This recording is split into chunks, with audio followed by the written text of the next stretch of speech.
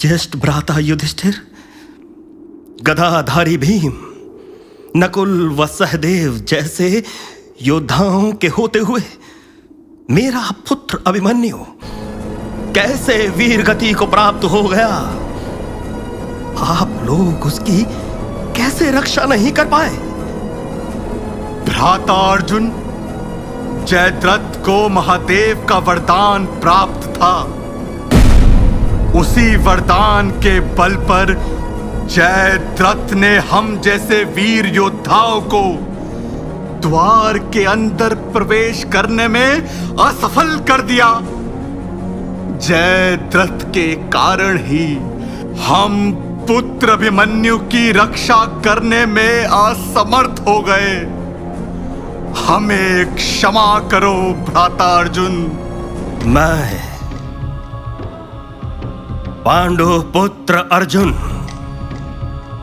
ये प्रतिज्ञा करता हूं कि कल सूर्यास्त से पहले जयद्रथ का वध कर दूंगा। यदि मैं उसका वध ना कर सका तो मैं अग्नि की गोद में समा जाऊंगा। भ्राता अर्जुन, ये क्या कह रहे हो? यह मेरी प्रतिज्ञा है भ्राता श्री। जयद्रथ, मैं तुम्हें कुछ नहीं होने दूंगा। अर्जुन अभिमन्यु की मृत्यु से विचलित हो गया है। उसे रोक पाना सरल नहीं होगा।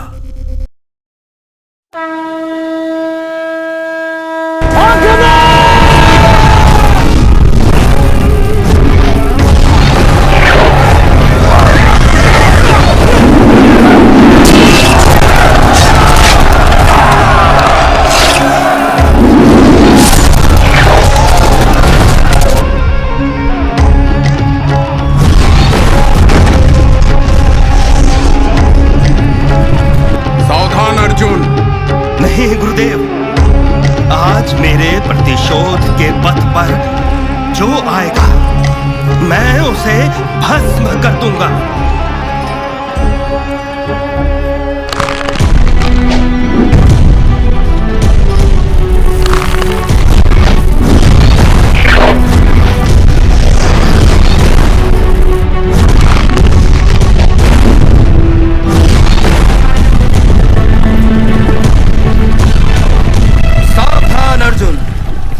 पहले मुझसे युद्ध करो।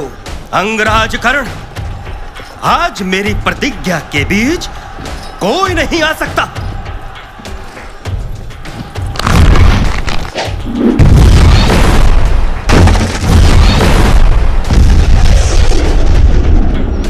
युद्ध करो अर्जुन, युद्ध।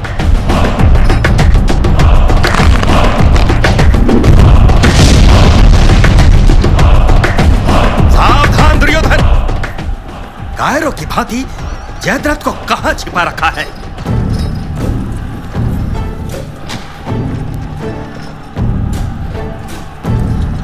सूर्यास्त हो जाएगा। सैनिकों, जैसे ही सूर्यास्त होगा वैसे ही हमें सूचित करना। सूर्यास्त के पश्चात हम रणभूमि की ओर प्रस्थान करेंगे। जो आज्ञा महाराज। गांडीधारी अर्जुन लाचार सा प्रतीत हो रहा है।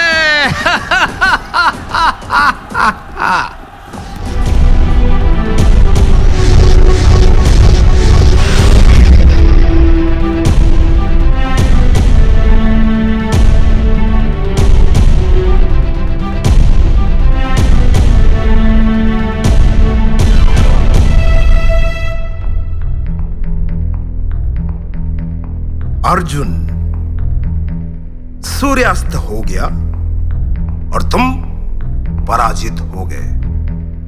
अपना प्रण पूरा करो। आज तुम्हारा सारथी वासुदेव भी तुम्हारी रक्षा नहीं कर पाए। अपनी प्रतिज्ञा पूरी करो अर्जुन, पूरी करो। सिंधुराज की जय हो। सूर्यास्त हो गया।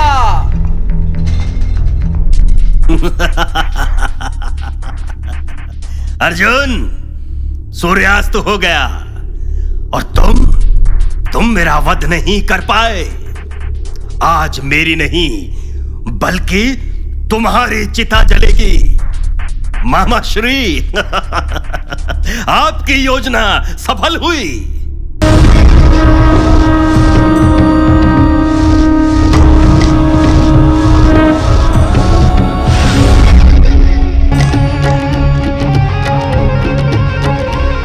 मामाश्री, ये वातावरण कैसे परिवर्तित हो गया? मेरे बच्चे, मुझे कुछ गलत संकेत का आभास हो रहा है। कहीं ये वासुदेव का कोई षड्यंत्र तो नहीं?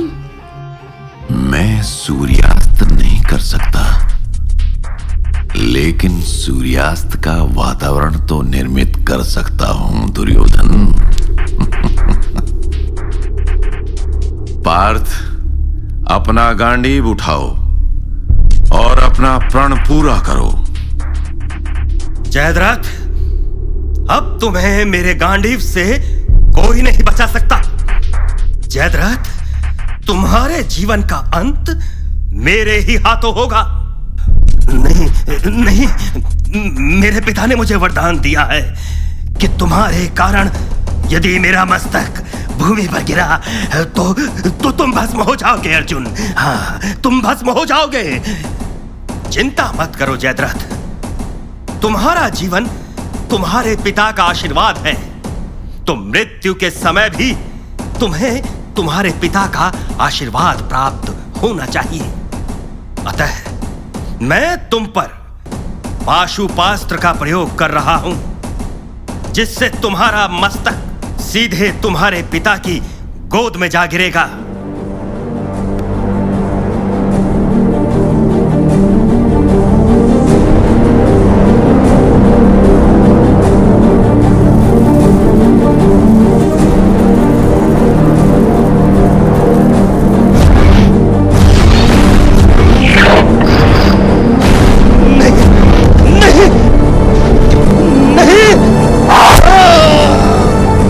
इसी तरह सभी अधर्मियों का वध होगा। अपने पापों की पीड़ा सभी को यही भोगनी होगी। यही विधि का विधान है।